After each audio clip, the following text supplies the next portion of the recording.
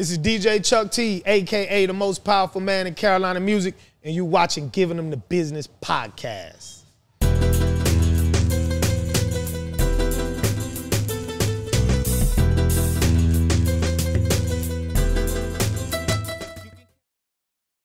Yeah, this is Chris Gotti. I'm right back at you with Givin Them The Business. You know, my partner Don De Niro's not with me today. We're still in Charlotte, North Carolina. We're out here just giving them the business here, and we like to pull up on everybody when we can. This is something that I want to do whenever I can with all these different celebrities, influential people. And again, we're here with Chuck T. Yes, sir. Yes, sir. Having power talk. Power talk with the most powerful man in Carolina music. That's a fact. You know, with no disrespect to anyone, but the way I look at you, right, and perception and how I feel about you, when I try and explain to people who you are, I say, he's the Funk Master Flex of Charlotte, North Carolina. Yeah, if that makes sense, right? No, definitely. You know what I'm saying? And Flex, shout out Flex. I will get him on the show. I know you don't do these things, but you owe me at least dinner, so you gonna come and do one of my shows. Gotcha. But at the end of the day, when I say that, Flex absolutely controlled that music scene, and everything was running through him. And when I watch you, everybody, when I talk about any of these Charlotte artists, they always bring up Chuck T. Always, they always bring up Chuck T, and that's why I say that. And they know that means that not only do they bring it up, but they feel that you're part of their plight. They have to deal with you to get somewhere. Look, you gotta come see me. That's something that I actually have pay the toll. Exactly. No, they can either pay it in cash or they can pay it in favors, man. Right. We like the Godfather. A fair exchange, here, no robbery. Exactly. That's it. So exactly. and that's a beautiful thing. Look, I'm all for it. I came out again. I always support whenever I can. Always. Again, I appreciate you more than you know. Believe me when I tell you, Charlotte is one of those cities. Again, everyone I brought up, I talk about it because Charlotte is one of those cities for music right now. You've been saying it for easily 6 to 7 years. Absolutely. Easily. Ahead of the baby. Ahead of the baby. And I'm just telling you, I see it. And the reason I feel it is because I go from city to city and I experience their city, and Charlotte is ahead. No, and the reason why I feel like we're ahead, or we're at the cusp of being that next Atlanta or that next New York or that next Miami, is because we're a melting pot. So you have a lot of different sounds here. You have a lot of different people, you know, who have blended sounds from different areas. And Charlotte also does have its own sound. We call it blank music. So when we say blank music, that's that sound like The Baby, Stunner for Vegas. It was created by Sean the First, and I got 20 on my beat. Multi-platinum producers from right here in the city. But it was our own signature sound. Yeah. But you know, you have the Anthony Hamiltons, you have the Fantasia. So and we could take it even far back as Jodeci and Sunshine Anderson. Woo. So, you know, we have the classics. History. Exactly. We have the history. You know, and then one of the other things with Charlotte, you always talk about Charlotte and not having a platform, meaning like it's not a big place. But listen to those names you just mentioned. Oh, no. For per capita of the volume of people here, sounds like a lot, in my opinion. No, it is. In Charlotte, you know, true as you could ever get to the numbers-wise, we're bigger than Atlanta. Exactly. Population-wise. Population-wise, we are.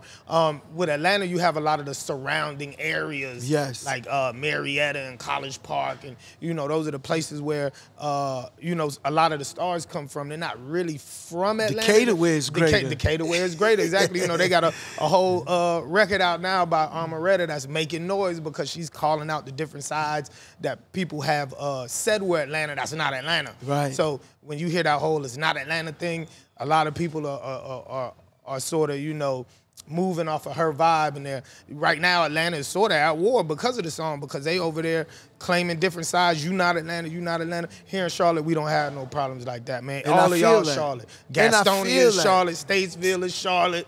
You know what I'm saying? Even Rock Hill to a certain extent. And they really are like out supporting each other. Very much so. The event we did yesterday, we did it at Spectrum Stadium.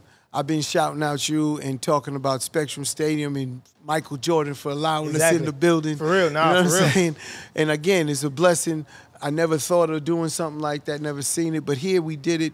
And again, you did the show. The first show was inside the building, again, and then you gave the artists tickets to the suite. Exactly. The whole thing. I mean, it was a great event. No, it was. It was. And Great this is our event. third one, man, and it gets bigger and bigger each time. Man, Yep. I love it. And I'm telling you, if there's a way I want to be with every time you do it, I'll figure out how to come back down in any capacity. Definitely, we'll make it happen. And this one right here was really the one that I put a lot of time and attention to, because we got a lot of other teams that are looking at us. We talked to Brooklyn already. We talked to Houston already. We talked to the Miami Heat already. Yeah. We talked to the Washington Wizards already. So everybody is just looking to see, is there any sustainability in it? So the first one was big. They were like, it could be a flash in the pan. The second one, we were coming straight off of COVID. So they were like, oh, people just want to be outside. So now that this is the third one, this is the second one this season. Yes. And they see that the numbers are continuously going up. Yes. Even though we just had one in October, they see that now there's a demand for it. You know, I would think of smaller market teams, like when you say the Nets, that's a bigger market team. Smaller market teams are going to be way more conducive to making this happen for them. Always. You know, when I think of the Knicks, I'm a New York Knicks fan, you know, sad to say. Sorry to say. No, man, look, you got to rep the team. But at the end of the day, lose or draw. You know, I'm just a realist, though. At the end of the day, we're a sorry team. You know, at the end of the day, right now, and it's sad that we're a big market and we haven't had a real team since, what, Ewing? Even when Melo was there with Jason Kidd, and if they, shout out Melo, if they would, and Jason Kidd, if they'd have just got a few pieces around that, we would have had something maybe. Correct. You know, because Melo was Melo at the time. He was. And again, in his career, he needed a point guard, and just think we had the he was fighting battles by himself. 82 games out the season. You know, his best days in Denver was Big Shot. You know, was his guard. You know, shout out Chauncey over in Portland doing his thing. You know what I'm saying? That's my man. At the end of the day, I was at the Golden State Warriors with him that game there, seeing him and Damian Lillard and everybody. But at the end of the day, everyone should know Melo needs a point guard to be very successful, and they didn't never give him a point guard. Jason Kidd was an old version of himself, and he still did his numbers and had Melo with the best numbers of his New York career. As his New York career, right? Correct. At the end of the day, and I'm like, as a GM, why don't we build right around getting him a point guard? But they always put it on Melo, but he's not that type of player where you know, anyway. He can't carry a team. But I think smaller market places would be more receptive of it. Yeah, and then, you know, Mark Lasry, I'm going to be calling you for this because Mark Lasry has Milwaukee. Got you. As a matter of fact, he's the owner of the Milwaukee Bucks. Tony Neal was with us, and you know he's from Milwaukee. I know he that. was with us yesterday, and he brought up Milwaukee. He was like, Milwaukee and would be the perfect place. I could call Mark. Yeah, you definitely. I could call Mark Lasry and get at least probably set up a meeting to do it in Milwaukee. That's what we need. Yeah. No, now that you're saying it, this is what I'm talking here on. This is giving them the business. This is how we do business, right? Exactly. You know, another thing is, as I grew up, I never really asked people, so what do you do? Do you do that? Nah, and the reason why is because I just know from my own career, it changes. And then nowadays, people diversify, so people do so much. Right. So when you ask somebody, what is it that you do? You know, maybe 10 years ago, you could say that and they would have one or two things. But because we preach so much about diversification and we preach so much about having multiple streams of income, most people do multiple things. So when people ask me, like, what it is I do, you know, I sort of laugh because it's like, where do I start? Right. You know, where do I start? DJ Chuck T is just the name. It's a moniker. It's where I started. But, you know, we could go into just business consulting in general, and then music business consulting. We can go into doing shows and showcases and event planning, because I do more than just regular showcases and clubs. I do big events as well, as we've seen, you know, with Hornets Music Industry Night. I do a little bit of production, a little bit of A&R. I connect the dots in a lot of ways. So, you know, when I tell people I'm like the Godfather, I mean it. I'm like the Godfather. You can come to me for anything, and I'm going to find out how to make it work. Come kiss the ring. Exactly. Exactly. Got to, man. Got to. So, you know, when I call myself the most powerful man in Carolina music, it's not because, you know, I have personally had a million records sold underneath myself, but I have taken people who have sold 1 million records and put them with other people who can help them to sell more records, who they would never even be able to get into the same area with, or they can get in contact with them, but they need that cosign. That's what a lot of people don't understand. You know, no matter how much money you have, it's the respect factor that gets you places. Respect is everywhere. You know, being able to pick up the phone and call somebody and make a play, that means more than anything. Absolutely. So I know people who have millions of dollars who've had to call me and say, Chuck, I need a favor. They money couldn't get them in the door. Right. But because I've done favor for this person, favor for that person, looked out for this person, looked out for that person, my phone call means so much. You know what I'm saying? I'm almost like, if I had to compare myself from anybody from up your way, I would say I'm like Special. I'm like Special. Special connects the dots. You know, people don't even really know what Special does. Shout out Special, yo. Shout out Special. Special is definitely special. Exactly. People don't really know what he does. They don't really know what he does, but he does it all. I'm going to keep it all the way 100. You know, I tell the truth. You know, Special, he's from Brooklyn. He's from Brooklyn. And he was with Busta all the time. I would always catch him with Busta. He always with Busta, yeah. I would catch him with Busta all the time. So one day I say, Special, what do you do? I asked him. And the reason that question, what do you do, to me has such a significance. Are we getting that feedback, Bruce? Are we getting that feedback? All right, I just want to let everyone know. We at Crown Station, you know what I'm saying? This is live in Charlotte, North Carolina, and Crown Station. So if you hear that feedback, we're in the legendary Crown Station. They, you know, they make their lattes. I just had one, you know what I mean? No, it's actually pretty good, too. Yeah, very good. Very good. Very good. So at the end of the day, we appreciate them for letting us use their space. We're doing a showcase and everything after these podcasts is shot.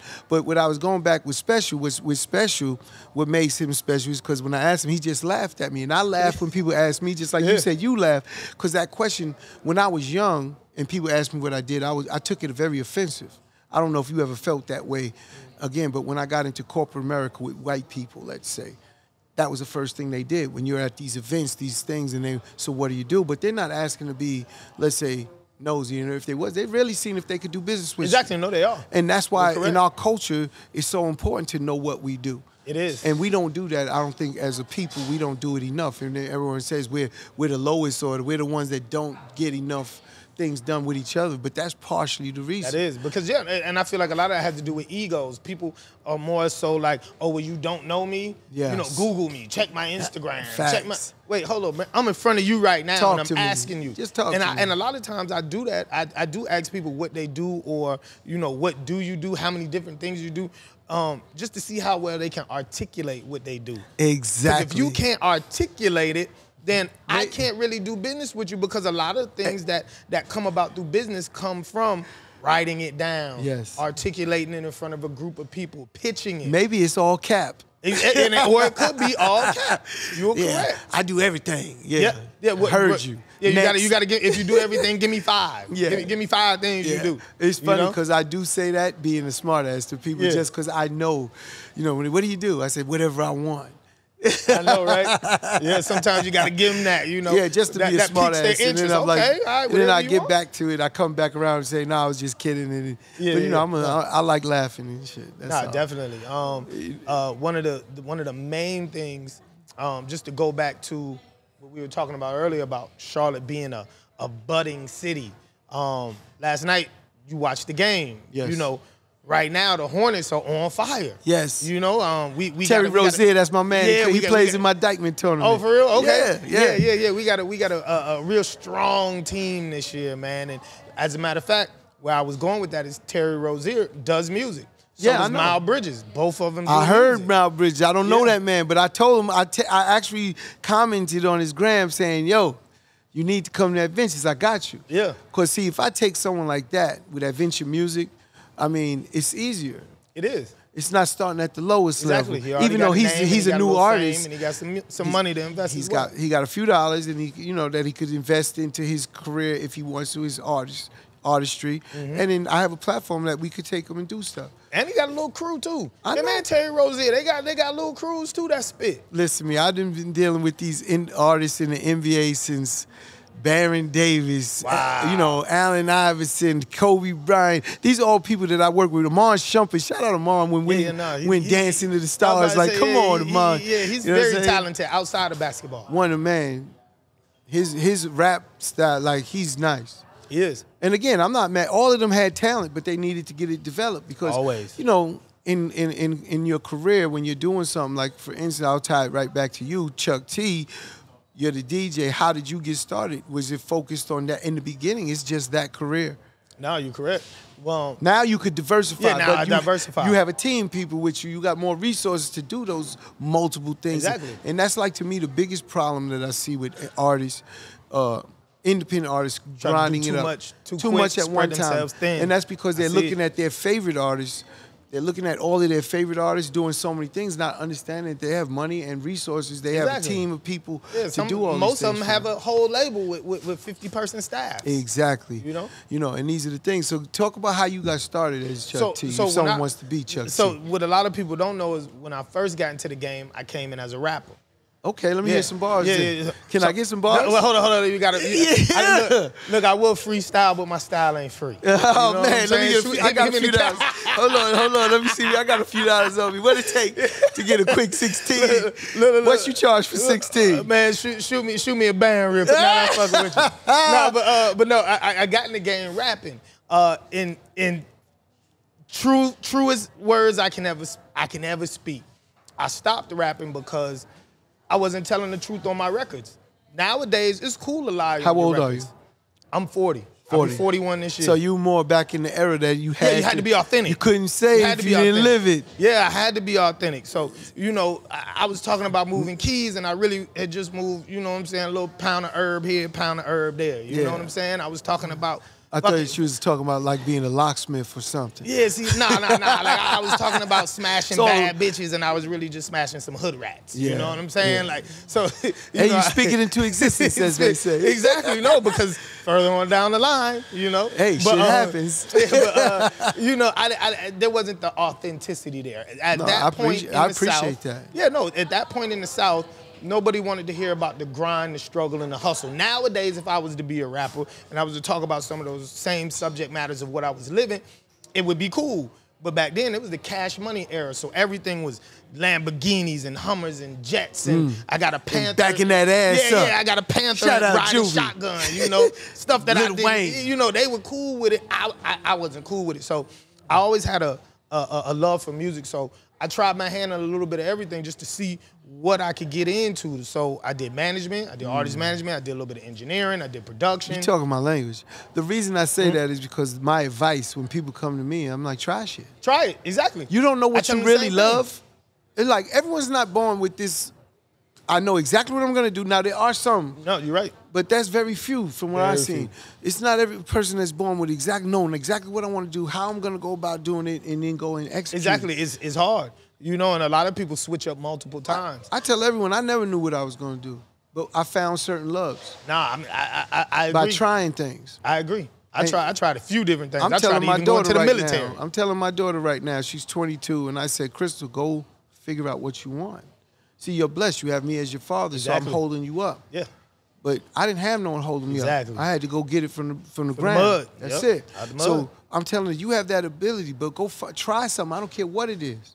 You want to be a nail technician, be the best nail technician. Exactly. There's a lot of money in that. It's all good. I don't put it on. I just want you to do what you love and enjoy your life. It's a short time and be successful.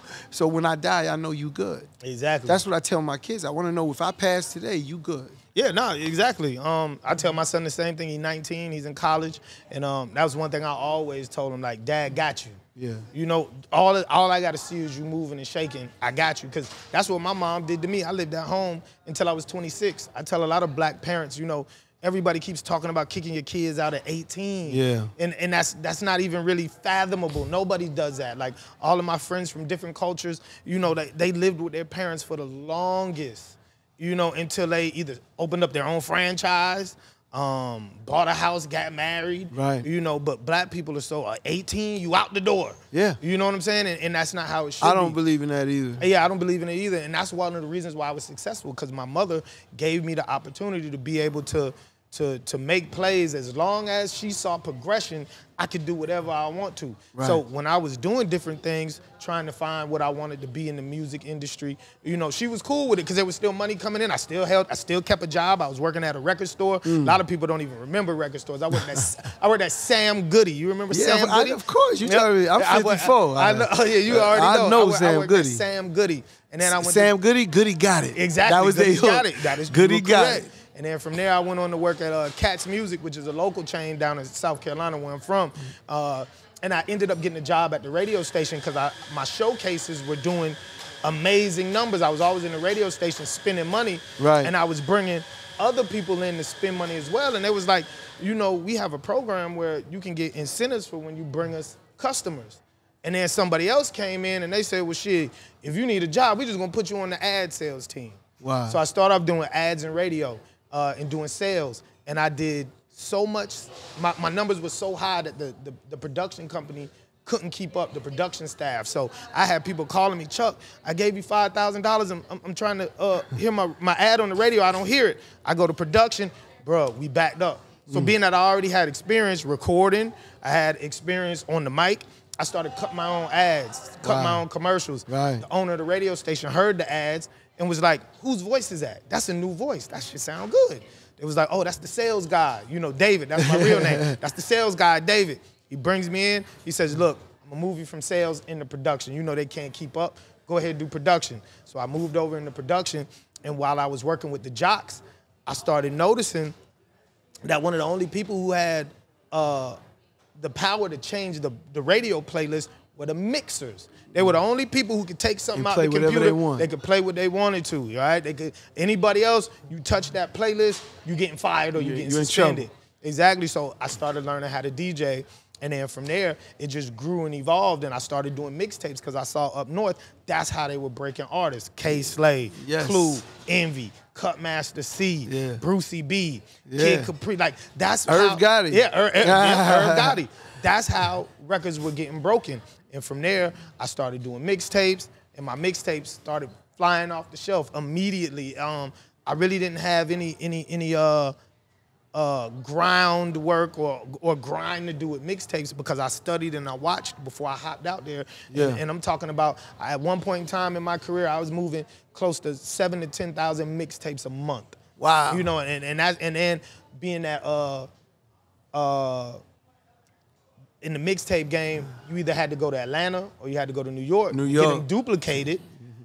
It was hurting my production because I had to wait on them to duplicate it, send it back down to me, then I had to ship them out. Right. So I started buying the duplicators. And that's how I started my CD duplication company, because in my downtime, I would have the independent artists come to me and say, bro, you can't burn me 500 CDs, 400 CDs. I got a show at the end of the week. I don't want to send off the disc makers. You know, they take a month and a half to do it. So boom, I started doing that in my downtime. So everything I do now has sort of filled the void, especially where I'm at here in the Carolinas. And that's why I do so much stuff, because people call on me to do things. And I always have this mentality of, I got the money to do it, I got the resources, I got the smarts and the know-how, let me hop out there and do it. That sounds, again, very familiar. We bought those towers to make our own CDs and press them up ourselves for the exact same reason. Just caught it here. We're living in two different worlds, North Carolina, you know, in New York, and we're doing exactly the same thing. So you know, you was right on point with all of that, because that's how we built ours.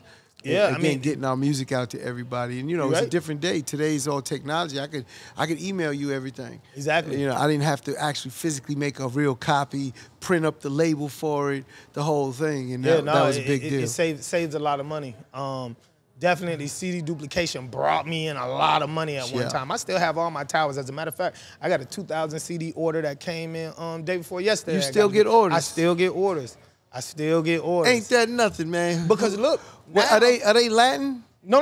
Because I was gonna say, I know Latin people still do, and gospel. Gospel does a lot of still CDs. does. A lot of my CDs are gospel. But I don't even have a place to play a CD no more. Is that crazy? Man, look. If I don't go to the studio, I can't play a CD. You can't play a CD. A lot of people even my computer. I would have to buy the external part. Yeah, you got a Mac. See, I got a PC. I got 7 USBs. I got the CD drive. I got all that. You know what I'm saying? But what I was about to go back to, you know, with just technology in general, technology has made things a whole lot easier, but the microwave aspect of it has made things a whole lot harder in music. I feel like it was easier to sell a CD than it is to get somebody to download your song or stream it. I feel like it's so much easier. You think it's easier than streaming? I feel like it's easier. I don't believe it's easier than streaming. I would agree with you. I feel like it's so crowded, you just don't know where to start. Okay, so if someone sent you a link. I know we did the panel yesterday. There was a lot of things that controversial, in my opinion, that I could have easily argued if I was up there arguing on those panels with some of the things that was being said. Let's say, again, the download, if someone sent you a link to their song, the chances are I probably won't listen to it, and the reason why. And you're saying, hold on, that's many. Listen to me, that's a fine answer. So the likeliness of someone handing you a CD is more likely that you would play it. It was more likely that I would play it. I got a CD player in my Charger and in my Explorer. I'm only gonna say that one time, Chuck, you old nigga. I am. No, look, I am. Yo, plus, I'm old, but listen. Plus, it stands out now. Old. Plus, it stands out now. That's because you have a CD business, man. No. It stands out, period, just to me as a DJ. If I get 1,000 people who are sending me links, I'm going to look at it and get overwhelmed. If I have one person who says, well, I got that CD for you, go ahead, right? I'm going to look at it. If the presentation is right, I'm going to be like, all right, I'm going to pop this in. Damn. I'm going to pop it in because, first off, there's no right or wrong answers. No, there's definitely not. It's just when I think about what you're saying, I try and really realistically think if that's the right way to go. I feel like artists should do both. I feel like you should get your CDs, what about a flash your QR drive? codes on. Nah, it's rare I listen to a flash drive. That's even worse. Yeah, that's even worse. That's even worse. The only way I'll take a flash drive. You a dinosaur, bro. Yeah, no. Look, you better off emailing me. T-Rex, nigga. That's how it be. That's how it be. But I'm just saying, I get flooded. You got to stand out. You got to separate yourself. So I always tell people when they get CDs pressed up, put the QR code on the CD cover. That way, whenever you run into people who say, "Oh, I ain't got no CD player," this is part of the challenge for these independent artists. Because they have no sales. They have no sales technique. They don't even talk anymore. Social media ain't social. Social media is not social. They can't even talk to you anymore. Yeah. So that's why your link doesn't mean much to me. But the person who actually comes up to me, "Hey, what's up, Chuck T? I'm so and so. Here go my CD." You gotta bump into me. Yeah. We grew up at your age and my age. I'm saying we grew up. We had to go chase down girls and talk to them. Chase them down. We couldn't just slide. We couldn't send them a dick pic. Nah. We couldn't send them a dick pic in the DM and hey, be like, "What's that? You want to work with that?" Yeah, it's all yours. Look, women, for the night. Women scream that they hate it, but I know too many dudes that do it who be successful. You know that? Okay, so I know too many. I'm gonna give you my insurance story, my insurance joke that when I first started doing my insurance business, a guy told me, he said, "Want to hear a joke?" I said, "Okay, go ahead." He said, two insurance salesmen, they go in the bar every day, you know, go have some drinks after work, and they can see some girls, and then one of them say every time, he say, "Hey, you want to fuck?" Girl, slap him, bop. Do it again, go to the next bar. "Hey, you want to fuck?" Slap him again, bop. Next bar, do it again. So the guy said, get slapped again. So the guy says, "Listen, hey Larry, why are you always asking the girls, why are you saying, do you want to fuck?" He said, "Because I fuck a lot." See, and that's what's happening now. There's gonna be a ton of yeses. Even the girls that you talking to is saying no, but someone's saying yes. Yeah, that's why they doing it. Exactly, yeah. So come on, yo, someone's saying, okay. Exactly. I'll work with that. Or bring that pole here. Look, or we used to be like, shit, how much? You know what I'm saying? How much? Eventually, you're going to get some girl who names her price. Yeah, yeah. You know, like, fuck the dinners, fuck all this other stuff in you know, Vegas, the flowers. I have a lot of time. 300, 500. I spend a lot of time in Vegas now. I had a place out there in Henderson, and I'm working. And I'm saying, I seen the most regular girls turn into working girls. And that's crazy to me. Nah, they come into Vegas. And that's probably the best saying ever. What happens in Vegas stays in Vegas because they really live that way. They come in and they wasn't working, but if an opportunity raises their head, they end up saying, "I'll take that." Yeah, especially when you're gonna do it for a few dinners in a day anyway. You're gonna do it anyway. That's why they do it. A few dinners in a day. You can't. Me personally, I ain't paying no money. You can't spend those dinners. You can't spend those dates. But if I give you $200 in your pocket, you can spend that. You can pay a bill with that. It's funny because I always say, you know, I don't pay for no pussy. I refuse. I mean, well, you can't right now. In the sense, look, I'm a single man. Oh, you single? Oh, I'm I thought you was married. I was. Okay. I got rid of that. Gotcha. Okay. And it is, you know, we finished that a long time ago. My daughter's 22. That's 22 years of being I feel you. Divorced. No. But I said I never, even before, I would never pay for no pussy. I was like, because my mind was always in the chase. I like the conversation and you see where I go, and it's almost like the challenge and see what you get. But there's one episode in Vegas that happened to me that I seen a card. You know how them cards? Yeah. And I couldn't believe what I seen on that card. I couldn't believe what I seen. This girl was beautiful. And I couldn't believe this is a working girl. I tell her, okay. Those be the ones. Hey, I tell her, okay, come on. I want to see. I just won probably like $50,000, $60,000. It's all on the table and everything. Seriously, I was a big gambler back then. I ain't a big gambler no more. but I was a big gambler. Had chips and cash all on my dresser. She come up, and I say, "Oh shit, it's really you." Yeah. I tell her. Back then wasn't no catfishing. I said, "I'm sorry, I can't pay you." She like, "You got all that money over there?" I said, "Listen, I didn't believe it was you." She started getting violent, talking about she gonna call someone. I gotta pay. I said, you gotta give her something. Yeah. I said, "I'm not giving you nothing." I told her, "I'm not giving you nothing. You could go ahead. I apologize, but I said, it's my fault." I said, "I'll pay for a cab for you. That's the best I could do for you to go back home." Get you back home. "I don't want no cab." I said, "Well, then you could leave now." She was so mad. I said, "You can send whoever you want back. I'll send them right." And I said, "I'm going to send them right up out of here." I said, "I'm going to send them right out of here." But that was probably my only time that I was actually thinking about paying for something. Well, when I was younger, I used to pay. I didn't have a problem paying. Yeah. Older, nah, I can't even get it up without the conversation, without her stimulating my mind. Women don't know that. It doesn't work if my mind ain't or assistance or blue pill or something. Yeah. I'm fully natural, so I ain't on no pills. Yeah, no, I ain't on none of that. But so if it ain't no stimulation, if I'm not attracted, exactly. Back in the day, when I was in my 20s, you know what I'm saying, I didn't mind how much $200, how much $40. You know what I'm saying? How much the fucking suck special? You know what I'm saying? I need the fuck and so what you gonna do? You know what I'm saying? I just need some head real quick. Like I got 80 for you. Yeah. But nowadays, nowadays I'm not even. That shit doesn't even.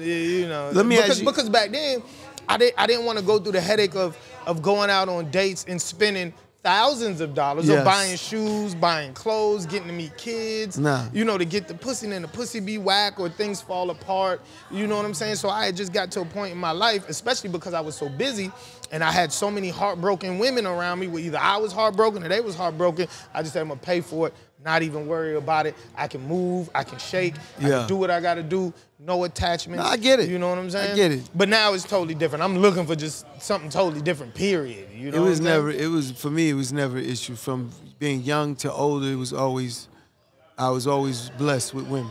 Got you. Now that's good. You know what I'm saying? And then with the success of Murder Inc., it wasn't... Oh, yeah, it was definitely... They were probably throwing it at you. They were probably trying to pay you. I turned them down. That's a fact. They were probably trying to pay you. I was picking and choosing, yo. No, definitely. And then that was back... I'm the catch. That was back... Seriously, no, that's what I tell them now. Hey, you ever Look, I tell them now, I'm the catch. There's a dude right now that I've been on his talk or podcast thing that he do is named Kevin Samuels. Oh, man, we all love Kevin, man. Shout out Kevin Samuels. I don't know you, but I need you in my chair, man. We got to talk, We all love Kevin, man. I need him over here, man. You know what I'm saying? We all love him. Kev break it down. He does, and a lot of women can't take it.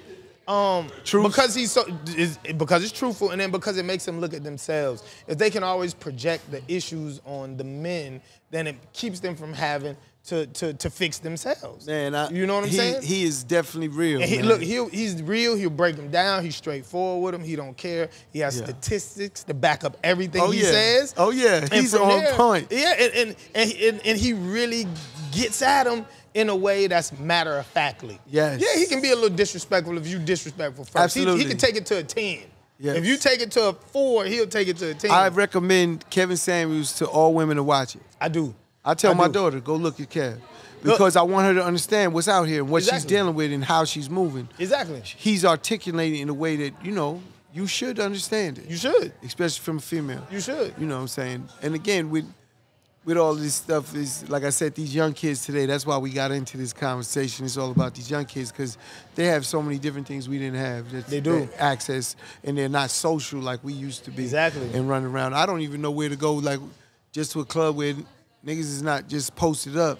On the phone. In their tables with the bottles and everything, but really interacting. Yeah, no, they everything's about post up. Everything. Yeah, everything is about posting up to post. Yeah. You know what I'm saying? So I can take a picture, post it to the gram. Everything is designed for the gram. Let me put this here. Let me put this here. Maybe we getting old, man. Maybe we getting old. Definitely getting old. That's a fact. Look, I've embraced it. Yeah. I've embraced it. I still dye my beard, you know what I'm saying? Just because I like it to stand out. Because I could never grow a beard until I got older.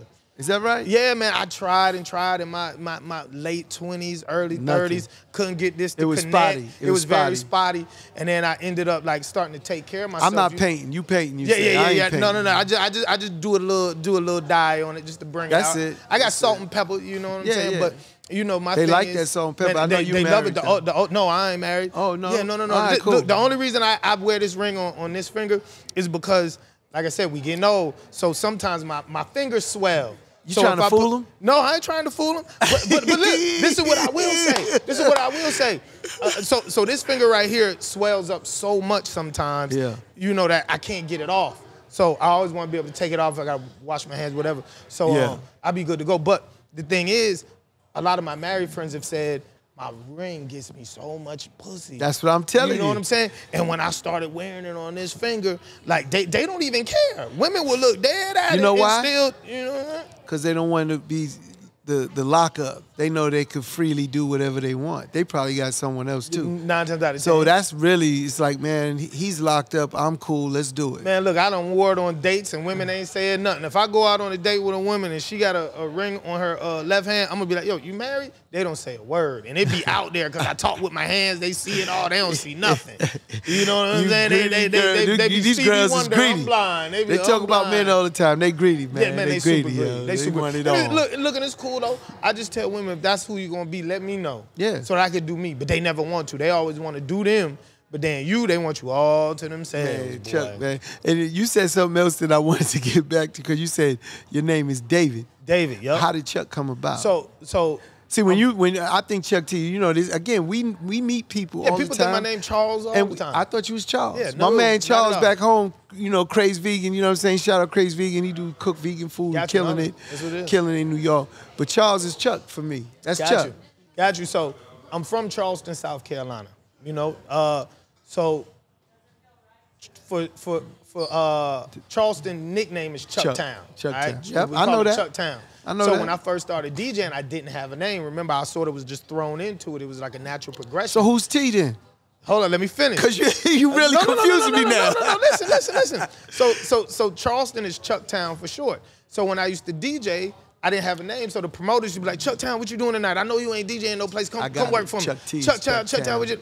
So once I started getting booked on the regular, I started having to have a real name to put on the flyer. So I just put DJ Chuck T, took the town off, just left the T. But my last name is Thrower, so the T sort of goes around. You know what I'm saying? Got you. Yeah, so it's really DJ Chucktown. I got you. You know, really DJ Chucktown. So what's the favorite part of this industry that you love? And then, you know, and again, dealing with these independent artists. So at one point in time, it was DJing big events, DJing these music festivals, DJing these sporting events. Man, I just love the thrill of DJing for thousands of people. But now it's really education. You know, I started my foundation of music business classes, and that's the most rewarding thing I love. I typically have anywhere between 15 and 20 students per class. My class is a 2-day course. It's 8 hours a day. I really need to be doing 3 days, 8 hours a day, just to touch on everything, because as the music business changes and evolves, I need to keep up with it. But man, you created that program? I created it from scratch, the curriculum? From the ground up. You know, I had colleges or universities rather offer me to come do a music curriculum, and I just never did it. I want to do it, but because I never went to school. So you went to school? No, I didn't. My mom was a teacher, though. She was an English teacher. My mama wasn't a teacher. She just stayed home. She took care of 8 kids. She was a housewife. Yeah, so again, that was a hell of a job. My mom was a housewife for the first, I got older brothers and sisters, so until I was maybe 10 years old, she stayed at home and took care of us. And then finally she said, I need my own money. You know, I be staying in the house all day because the kids is grown. You know, my youngest is... She wanted us to all go to school, and everyone but me and Irv went to college. So at the end of the day, we went to high school, but that's it. I'm 5 years. Y'all went to the school of hard knocks, though. Yeah, that's a fact. Y'all went to the school of hard knocks. That's a fact. And again, at the end of the day, it was like, you know, I wanted to go to school, and then it's been the chip on my shoulder personally, because when I got into corporate America, I had to outwork them because I didn't feel I had the same mental capacity or knowledge they might have. And I find out now that I'm running circles around them now. Exactly, because it's our culture. Out of all the work I put in, you know, that's our people as in general. Yeah. Can't nobody tell us nothing about our culture we don't know. They could go to school for forever, and they still got to come to us. They got to come to us. You know what I'm saying? Like with the Charlotte Hornets, y'all are NBA. Yeah. Y'all got everybody in here to even work for y'all. You got to have a bachelor's degree. Yes. Or you got to have 20, not 20, you got to have 5 to 10 years of experience doing this, and the other. And here I am, this nigga who ain't never went to college. As a matter of fact, college dropout, I dropped out of college after the first semester. You know, they got to sit down with me.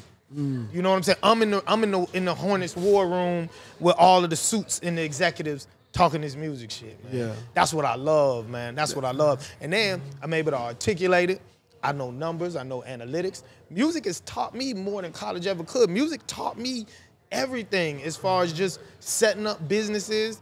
It's taught me, you know, naturally when you read a recording contract, it's in such crazy language, you know what I'm saying, that you got to build your vocabulary just to be able to read the contract, to even navigate through it. And it's done on purpose. Look, spreadsheets. Remember, we used to get the SoundScan reports absolutely. On spreadsheets, the BDS reports on spreadsheets. Absolutely. So I had to learn Microsoft Excel, Microsoft PowerPoint, all that. Just to get those reports. Yeah. No, that's a great thing. How long have you been in this field? In music? In music in general, because I know you do multiple business. I'm talking music business. 21 years. 21 years. 21 years. See, it's the test of time. We got to all put in our work, you know, pay our dues to get to where we want. And, always. You know, and all these kids want it today. Yeah, it doesn't work like that. It doesn't. Well, listen, work like that. God could come down and touch your ass, and all of a sudden you the hottest thing. But I can't figure that out how to plan that. Exactly. Right? They don't even know how to plan it because it's always short-lived. Yeah, it's always short-lived because you know why? God will give them these great opportunities and I tell 6 months later, it's a wrap. The reason they call one-hit wonders is because they have no infrastructure. They don't know what they're built on. There's no foundation. None. So you put that building up on it, it's going to fall down. It is. And that's what happens because they don't know how to repeat what they just did. They don't know how to get to the end result. Correct. And that is it's the gift and the curse of being that one-hit wonder. You get the success, but then you come tumbling down because you don't have no foundation. Yep. And that's something that you're building here, and that's why I really appreciate you because you allow me in on your foundation here. Definitely, man. In Charlotte. Look, it's all about eating.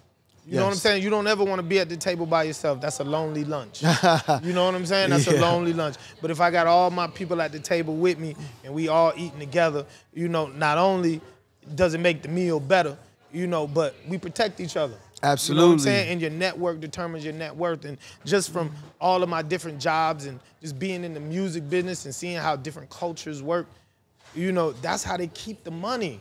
You know what I'm saying? Yes. We as black people, we love to get a bag and we like to try to, you know, sort of keep it to ourselves. But I see these other companies. I was just talking about this, man. Preach. They'll move the bag around from this person to that person. They'll shelter each other through taxes and all that other stuff. And so I have a box at the UPS store. The person who owns the UPS store is Indian, good friend of mine. He said, well, one day I went in there, he was stressed. So I'm like, his name is Ankur. I said, Ankur, what's wrong, man? What's wrong? He's like, man, I had to give a couple $1,000s to my wife's nephew, you know, and I had things I wanted to do with the money, but I had to give it to him. I said, well, was he locked up or something? He was like, nah. I said, well, was it for college or something? He was like, nah. He said, in our culture, once you reach a certain age, we open you up a franchise. It could be a UPS store, it could be a Dunkin' Donuts. Wow. And when this person reaches this age or reaches this certain type of accomplishment where he's ready to step out, everybody has to give him $4,000 to $5,000. Everybody in the family. It's not a wait, hold on. It's not a hold up, whatever. It's he needs to start it now. We're not about to get him a loan. We about to fund him. Boom. And they open up these franchises. He said it's either a Subway, it's a Dunkin' Donuts, it's a UPS store. And he said, man, I had some things I was doing on my house. What nationality? He's Indian. Indian. Not, you know. From India? Yeah, from India. Red dot. Yeah. You know what I'm saying? Not feather. Red dot, not feather. That's Jay's line. That's Jay's line, yep. Yeah. But yeah, so, and not too much longer after that, he said the same thing happened. He said because he was rehabbing his house. He bought this old house. He was fixing it up real nice. He was like, yo, I'm trying to do this to the floors and this to the floors. And now everybody's throwing, I got to give money to everybody because everybody, you know what I'm saying, is graduating from college, graduating from high school. But he said they did the same thing to him. Because his family, his last name is Patel, but he was like, that's a big name now. Me and one of the UPS drivers was saying, that's how you got all the money. He was a Patel. He said, please don't think the last name automatically means money. He said, because I came from dirt. Yeah. He said, but my wife's family had money.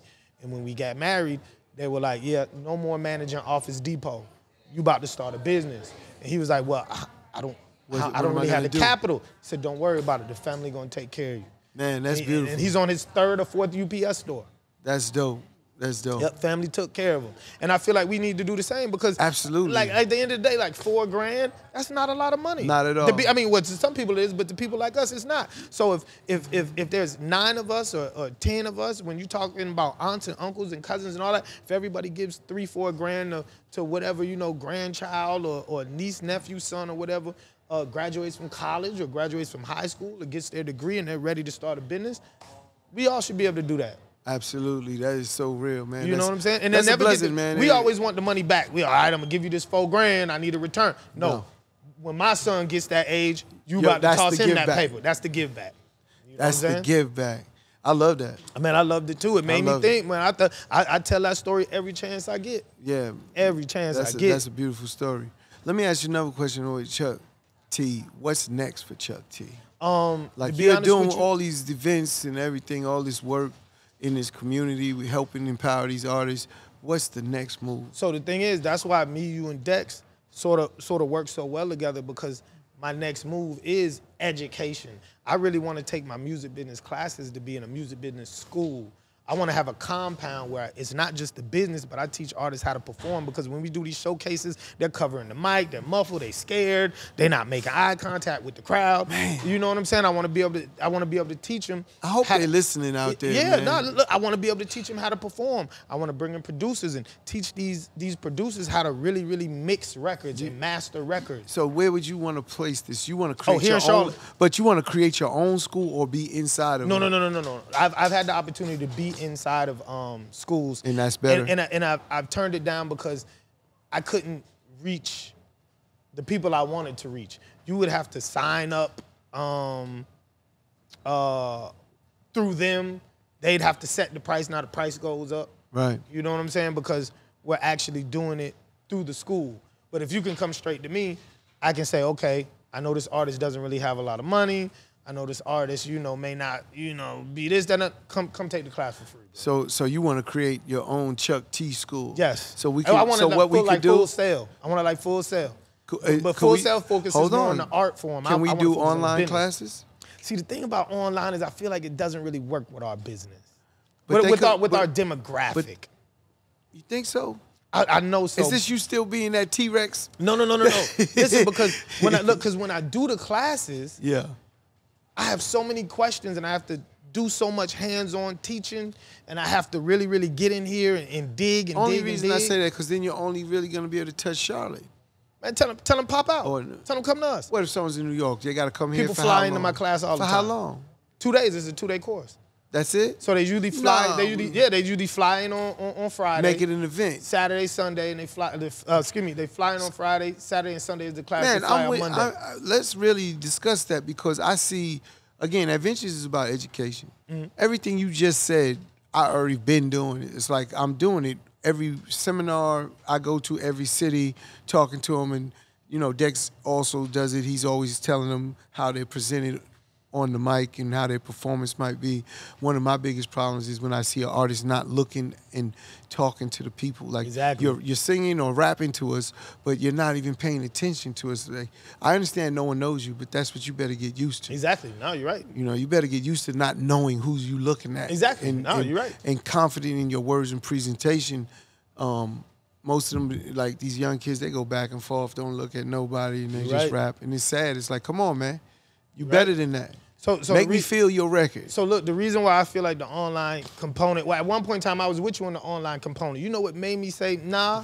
The pandemic. That made you say no? When the pandemic hit, man, and we saw all these young kids in high school and middle school have to take classes through Zoom. Yes. Everything went down. Yeah, but that's something they don't love. See, everything went down. But I'm going to say this, Chuck. See, streaming went up in the pandemic. So what you're saying is they didn't want to go to school. That lets you know they didn't want to go to school in the first place. They don't have that. Yeah, they didn't have that passion for it. No, you're correct. If they're doing music and have a passion for it, to me, I don't care where they from. They could be from Africa. They're going to tune in. So I would do more so a live stream, more so my mind has been running once you said it. Modules. Yeah. But if we did live, like you're saying live, that weekend could be set up and we could do showcase so they could get to perform. Like if we did their classes in Monday, say they come in Friday, it's Friday, Saturday. Mm-hmm. Sunday should be their let's say, final exam where they get to perform. Exactly. No, that's typically how I do it. I build a whole entire event around the class so that when artists come in, they don't just feel like, oh, I'm just coming in for the class. So I typically do something on Friday night. We're going to talk more offline. That to me is a no-brainer for Adventure Music. No, by far. And me with Dex and the team and everybody, and we'll come in, we'll film, we'll be part of it. Again, education, I'll be part of that, whatever side. Definitely. You know, I'll be one of your professors. It could be the Chuck T.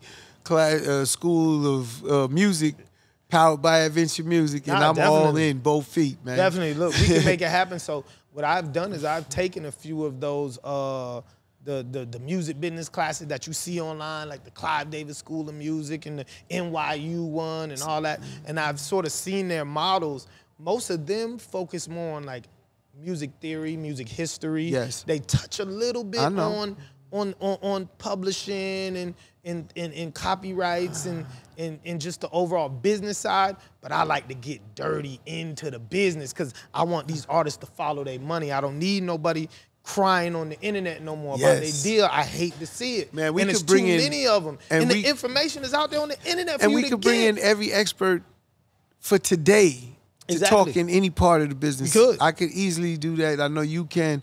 I really like that idea, and I want to do it. Yeah, man. Yeah, I want to. Look, so get ready for that school. But I want it to be our people. Yeah. You know what I'm saying? Full Sail is a great school, and but I feel the like way we'll move around. So if we did it live, we'll move to city by city. Exactly. Yeah. See, I'm on the ground, so we could easily go to all these different markets, and I have a relationship, and then we'll promote it for the school. Yeah, because we have the actual students who want to come in and take the class, and then we'll have, you know, because you got to have the live aspect for the people who are hands-on. I get so many artists who are like, bro, I could never do this online, bro. I had to be in here and be in a school setting, in a classroom setting, because I don't do mine in like a club or anything like that. I do it in a real live classroom with the whiteboard and all that. Even yesterday at the event, I asked you a question. I said, can we do the Q&A? Because I want the people, we might answer a lot of questions, but they have a different way of looking at it. Correct. So I want them to talk and get it out there. We could tie back to, well, we did just say this, and this is why it's like that. But, you know, a lot of times I find they don't speak up, but if they speak up, it's going to help everybody better. It like relates to the more of the masses than just, and that's why I love the Q&A side. Like once we do all of our questioning, and you was doing a great job as the moderator and asking all the right questions, and it's like, let's talk to them, let's see what they want. Nah, you're correct. Yeah, and that's a dope experience for them as well. Definitely. So yeah, that's what's next for me. That's what 99% of my focus is on. Everything else is on autopilot. Everything else runs itself. So you want to start your school? I want the school. Yeah, we're going to start this charter school for music right here. Man, let's do it. I'm in. Dex, you ready? Dex ready. I'm ready. Dex ready. I know the team ready. Bruce, you know what I'm saying? Ish, you know what I'm saying? Kev, they ready. BM is already, you know, he's already there. You already Shout out BM. Yeah. Born Masters in the building. Yes, sir. Giving them the business, man. He's older than dirt. He's older than dirt. But that's a good thing, man. I hope I can. Look, nowadays there ain't nobody living to be older than dirt. I want to be old as dirt, man. People be like, oh, you old. I said, that's the goal, That's the brother. goal, Think man. about if I wasn't old. You wouldn't even be talking to me. Look, so many of these little young boys who I done mentored and grew up with and just taught and just helped mold, like they dying, man. It was bad whenever I was younger. When I was growing up, North Charleston, because North Charleston is a different city than the city of Charleston. So I grew up in North Charleston. North Charleston was the #9 most dangerous city in America. Wow. For easily 5-6 years straight. Man. You know, so people were dropping like flies, but nowadays, I don't know if it's social media, so we see it more. It's not just close to you. Now it just seems like it's everywhere. These little young boys dropping like flies, man. And then people our age, they dropping like flies too. Man, that's why people typically don't start taking care of themselves until they in their 40s, and they start, like me, the fingers swelling up and the aches and the pains. Look, now I be in the gym going hard. I be in that thing doing burpees and push-ups and pull-ups. And you know what I'm saying? You want to live. Yeah. You know what else I say when I see that? What's that? You getting money. Yeah, look, that too. Hey, a broke nigga don't want to live. He ready to go. Yeah, no, man. You get money? I want to live. Man, how am I going to get another 10 joints out of this life? For real, man. Look, man, I want to be old, man. My goal is to at least get to 90, man. Yeah, as soon as I see these give money, they worried about their health. No, everything, seriously. everything. You gotta be, man. I don't wanna be that old person who my kids gotta put in the home because I'm just so out of it they can't take care of me. Right. Man, I dealt with it. I understand it firsthand, you know, with my dad, passing my dad, you know, watching the deterioration. This was the strongest man I know. Yeah. And then watch cancer get to him and the passing of him and all he went through. You know what I'm saying? Again, he's blessed with 8 kids that we do anything for him. So exactly. It's a blessing because here's someone that needs that assistance at that age. He was 86 when he passed. Mm-hmm. He lived a good life. Yeah, he lived a blessed life. Again, no regrets. He lived it all the way to the end, but it's just sad watching the end. Yeah, no, for real. And my grandmother died of Alzheimer's, man. That was hard. Yeah. Just seeing Did she remember everybody? Just seeing that part was the hardest part. Like, getting the names mixed up, that was cool, you know, but when it was, you know, which one of y'all stole my purse? We like, Grandma, you didn't bring a purse. Yes, you did. Oh, man. Yeah, and then she's talking the pictures. I'm like, Grandma, it was bad, man. It was bad. Man, we'll talk off air about it because that's some personal stuff. Like, I want to ask questions because Alzheimer's, again, I haven't seen it in my family. I'm going to knock on wood. Please, you don't want to. Well, in other families, I've seen it. Yeah. I've seen it with my wife's husband, my wife's mother. Mm. She didn't know her kids or anything. Yeah, man. That's the bad I said my part. wife's. I'm sorry. My sister's husband's mother. Got you. Sorry. Got you. Yeah, no, it's bad. She didn't know who's who. She didn't know nothing. And it's sad because the family's going to see them and visit them and they don't know that's who they are. Yeah, so we took care of her up until the last days, you know what I'm saying? Because we didn't want to put her in a home because she would get so scared. Don't put them in a home if y'all can. If y'all can help it, don't put them in a home. And then her mind would come and go. So one day she would be out of it, not know anybody. And then the next thing you know, she calling you, hey, baby. I'm like, hey, Grandma. She's like, hey, David, right? I'm like, yeah, this is David. And then she started talking, and I'm like, whoa, okay. And then in the middle of the conversation, then gone. She gone. Now she's talking about something totally different, thinking she on the phone with somebody different. She would see our pictures, pick up the phone and call us, and then talk to the pictures. I did a lot of research on Alzheimer's. Some of the things that is very good for it to help it, prevent it or help it while you have it is avocado. Look, they even got new medicines now. Yeah. Yeah, they got new medicines. I'm nervous to some of the meds. Yeah, no, I'm really about holistic. Coconut oil, another one. It unclogs certain things to help you get the clarity you need because it's all about blockage, just what's going on. That's why she's forgetting. Right. But, you know, again, man, I just wish everyone the best with their health. But that's why when we get older, we got to take care of ourselves. Well, correct. You know what I'm saying? But Chuck, I want to thank you for coming. Yeah, man. Let's get to this showcase. I see we got a line outside. Yes. They ready to get in this thing and get Crown performing. Station for having us. Ready. You know what I'm saying? I'm ready. And we ready to go, man. Thank you again for everything. Definitely. But we giving them the business, man. Gave y'all the business, too. Give them where they can find you at if they want to, you know, get in touch with you. Man, look, wherever y'all log on to, I'm DJ Chuck T, everything. Facebook, Instagram, Twitter. My email is djchuckt@gmail. I'm even on TikTok. Yeah, my old ass on TikTok. I don't even want to hear it. I'm even on TikTok. It's all right. Yep, so DJ Chuck T, everything. That's what's up, man. And this is Chris Gotti Lorenzo. My partner, Don De Niro's not with me today, but he's out with me everywhere. And I want to say thank you. Another great episode at Givin Them The Business. Make sure you sign on, subscribe, like, share, do all of that good stuff when you get on this podcast, man. And we're going to keep bringing you great interviews like this one. We out.